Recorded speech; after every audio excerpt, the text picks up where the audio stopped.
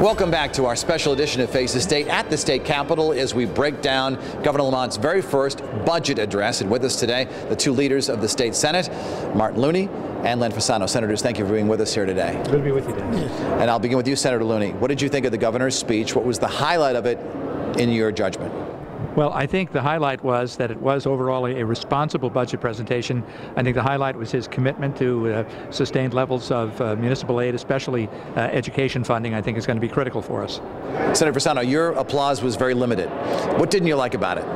Well, I just think it's way too much in taxes, a lot of regressive taxes. There's also in the budget, we did a bipartisan budget 2 years ago, which had a lot of good things in it. It was historic in many ways. And the budget that he produced today, when you read through it, undoes a lot of the stuff that we did in our bipartisan budget. So it gives me concerns that we headed down the path and we have a surplus that now we're changing courses yet again. And I have grave concerns about the fiscal future for the state based upon that. Let's talk about tolls for a minute, because that was one of the big elements of his agenda, of his next budget. You have been saying that you're against all tolls, correct?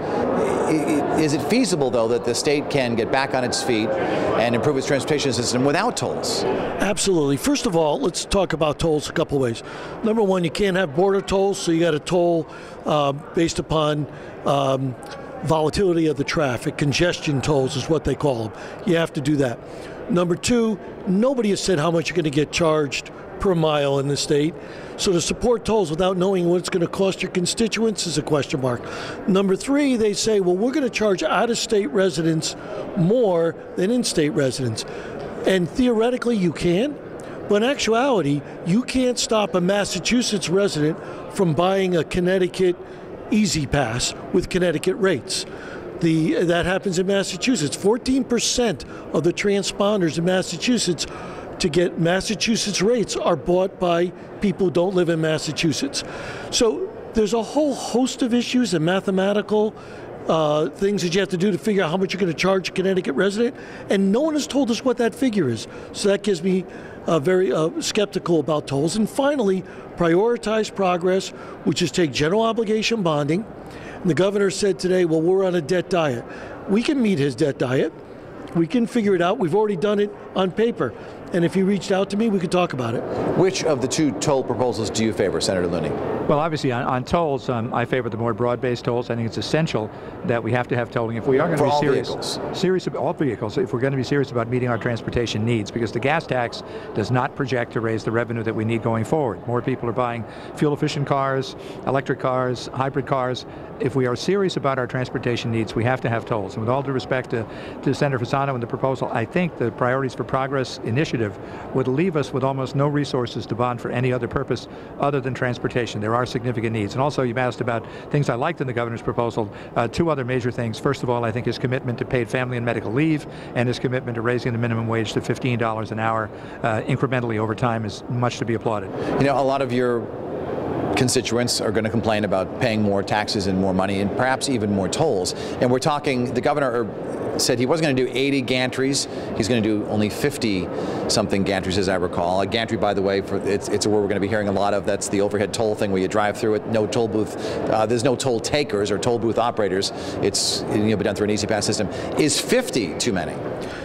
First of all, I mean, is there anywhere room for compromise with the Republicans? It's a very easy math problem. You want to raise $600 million, so you got to take the amount of cars that you're going to tax, right, times whatever you're going to tax them to get that number. If you do 50 gantries, which is the toll booths, if you were overheads, you're not going to be having that many cars, because there'll be some areas that people obviously won't have the tolls, so they're going to get off, which means you got to go up more on the rate. It's a math problem. It's very simple.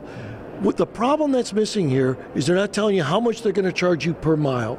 That is the key, and because they don't know.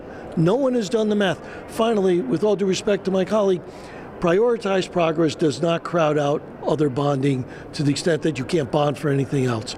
It's taking bonding and saying we need to prioritize what is essential to Connecticut, not what you want, but what you need. So to be clear, just for our viewers' sake, is there any toll proposal where the Republicans might find a compromise? In exchange for supporting some tolls, you would get X, Y, or Z? The answer is no, and may I also add, in this governor's proposal, we took tax on new cars and put them in the transportation fund to help fund that.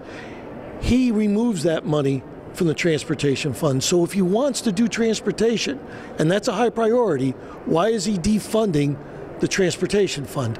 Those are questions of games that we went through the last administration that I'm not going to be going through again with this administration if they want to put a bipartisan budget together. Senator, let's talk about some of these sin taxes that will be introduced on vaping, plastic bags, and so forth.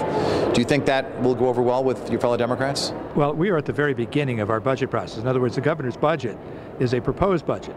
Now the legislature takes over, and we, through our Appropriations Committee, subcommittee structure, will go through everything in fine detail. The Finance, Revenue, and Bonding Committee dealing with the revenue side.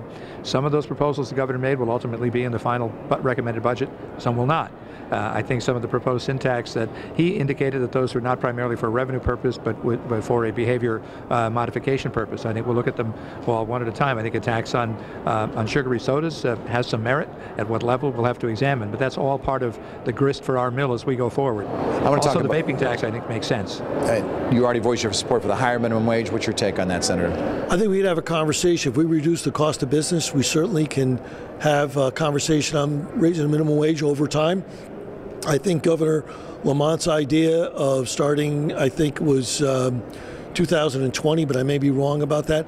Raising it over time, I think, for businesses to get ready to deal with that issue, if you have a quantifiable business reduction in cost. Senator Len Fasano, Senator Martin Looney, we thank you so much for being in the program today. Thank you. Thank you. When we come back, we'll hear from the leaders of the House of Representatives here at the state capitol.